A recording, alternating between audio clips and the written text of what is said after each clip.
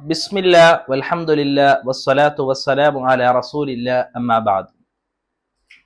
ഹറാമായ സമ്പത്ത് ഒരു വ്യക്തിയുടെ അടുക്കൽ ഉണ്ടായിക്കഴിഞ്ഞതിന് ശേഷം ആ വിഷയത്തിൽ ഇനി എന്താണ് ചെയ്യേണ്ടത് എന്ന് പലരും പല സന്ദർഭങ്ങളിലും ചോദിക്കാറുണ്ട്.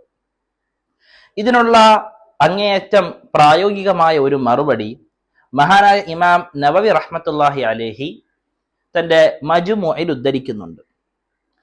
ഒരാളുടെ അടുക്കൽ ഹറാമായ സമ്പത്ത് ഏതെങ്കിലും നിലയിൽ ഉണ്ടായി, ഇദാ കാന മഅഹു മാലുൻ ഹറാമുൻ, ഹറാമായ സമ്പത്ത് ഉണ്ടായി, ഫഅറാദ തൗബത വൽ ബറാഅത മിൻ, അതിനുശേഷം ആ പാപത്തിൽ നിന്നും പശ്ചാത്തപിച്ച് മടങ്ങാനും ആ സമ്പത്തിൽ നിന്നും രക്ഷ നേടാനും ഒരു വ്യക്തി ആഗ്രഹിക്കുകയും ചെയ്തു കഴിഞ്ഞാൽ പിന്നീട് എന്താണ് ആ സമ്പത്തിന്റെ വിഷയത്തിൽ ചെയ്യേണ്ടത്, എന്ത് നിലപാടാണ് സ്വീകരിക്കേണ്ടത്?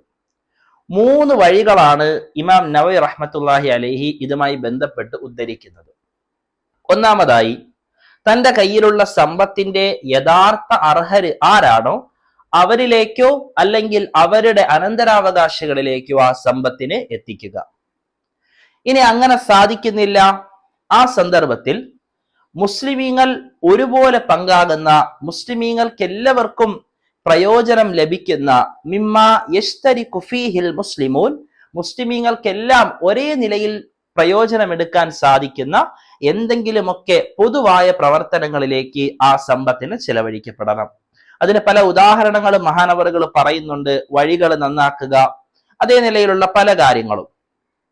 ഇനി ഈ 2 മാർഗങ്ങളും സാധിച്ചില്ലെങ്കിൽ ആ സമ്പത്തിനെ പാവപ്പെട്ട ദരിദ്രരായ ഫക്കീറുകളിലേക്ക് വിതരണം ചെയ്യപ്പെടാനും അവർക്ക് സദക്ക ചെയ്യണമെന്നും പഠിപ്പിക്കുന്നു.